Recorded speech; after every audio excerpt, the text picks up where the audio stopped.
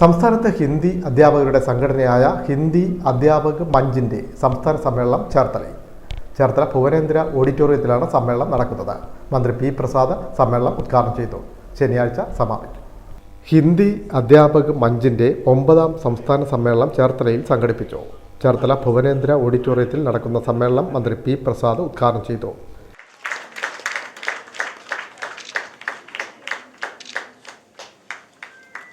ഏത് ക്ലാസ് മുതലാണ് ഹിന്ദി പഠിക്കുന്നതെന്നുൾപ്പെടെയുള്ള കാര്യങ്ങൾ, കലോത്സവത്തിൻ്റെ ഭാഗമായി വരുന്ന കാര്യങ്ങൾ ഉൾപ്പെടെ അധ്യാപകർക്ക് അതുമായി ബന്ധപ്പെട്ട് അനുഭവിക്കുന്ന പ്രയാസങ്ങളും ബുദ്ധിമുട്ടുകളും അടക്കമുള്ളവ നിങ്ങൾ നേരത്തെയും സൂചിപ്പിച്ചിട്ടുണ്ട്. ആദ്യമായിട്ടൊന്നും ആവുകയില്ല നിങ്ങളൊരു മന്ത്രിക്കുമ്പോൾ പറയുന്നതെന്ന് എനിക്കറിയാം.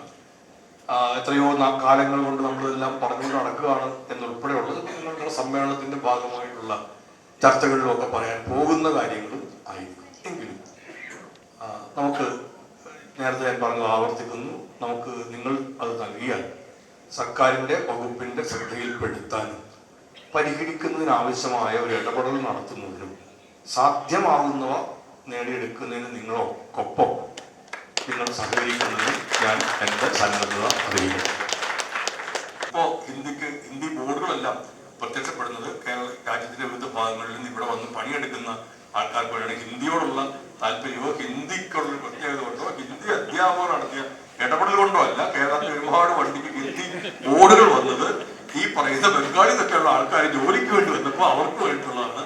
അപ്പോൾ നമ്മുടെ നാട്ടിൽ ഭായി എന്നൊക്കെ വിളിക്കാൻ തുടങ്ങുന്നതും ഓട്ടോറിക്ഷക്കാരൻ എന്നൊക്കെ ചോദിക്കുന്നതും എല്ലാം വന്നത് ഹിന്ദി നമ്മൾ സ്കൂളുകളിൽ ഹിന്ദി നല്ല ഗംഭീരമായിട്ട് ഇവിടെ പഠിപ്പിക്കുന്നുണ്ട് എന്ന് വേണമെങ്കിൽ ഒരു തമിഴ്നാട്ടുകാരൻ പറയുമ്പോൾ തോന്നിയേക്കാം. ഇവിടെ നല്ലോണം ഹിന്ദി എല്ലാവരും പഠിച്ചു വെക്കുന്നുണ്ടല്ലോ, മാതൃഭാഷ മലയാളമാണെങ്കിലും. പക്ഷെ അതൊന്നുമല്ല. അവർക്ക് അവരുടെ, ഞാൻ നേരത്തെ പറഞ്ഞു തന്നെയാണ്, നമ്മുടെ ഒരു നിലനിൽപ്പിന് വേണ്ടിയിട്ടും നമ്മുടെ ഒരു ജീവിതവുമായി ബന്ധപ്പെട്ടും നമ്മളതിനെ കാണുന്നതുകൊണ്ടാണ്.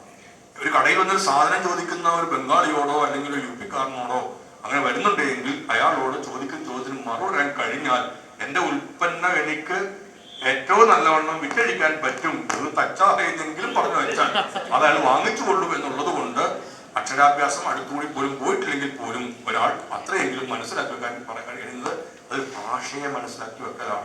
സംസ്ഥാന പ്രസിഡന്റ് ബി ജോസ് അധ്യക്ഷനായി. ചേർത്തല നഗരസഭാ അധ്യക്ഷ Sherly Bhargavan, vice chairman T S. Ajayakumar തുടങ്ങിയവർ സംസാരിച്ചു. സംസ്ഥാന ജനറൽ സെക്രട്ടറി ശിഹാബ് വേദവ്യാസ സ്വാഗതവും ജില്ലാ പ്രസിഡന്റ് എസ്.ആർ. സുനിൽകുമാർ നന്ദിയും പറഞ്ഞു. ശനിയാഴ്ച രാവിലെ 10-ന് നടക്കുന്ന പൊതുസമ്മേളനം മുൻ പ്രതിപക്ഷ നേതാവ് രമേശ് ചെന്നിത്തല MLA ഉദ്ഘാടനം ചെയ്യും. പിൻമീഡിയ ചേർത്തല.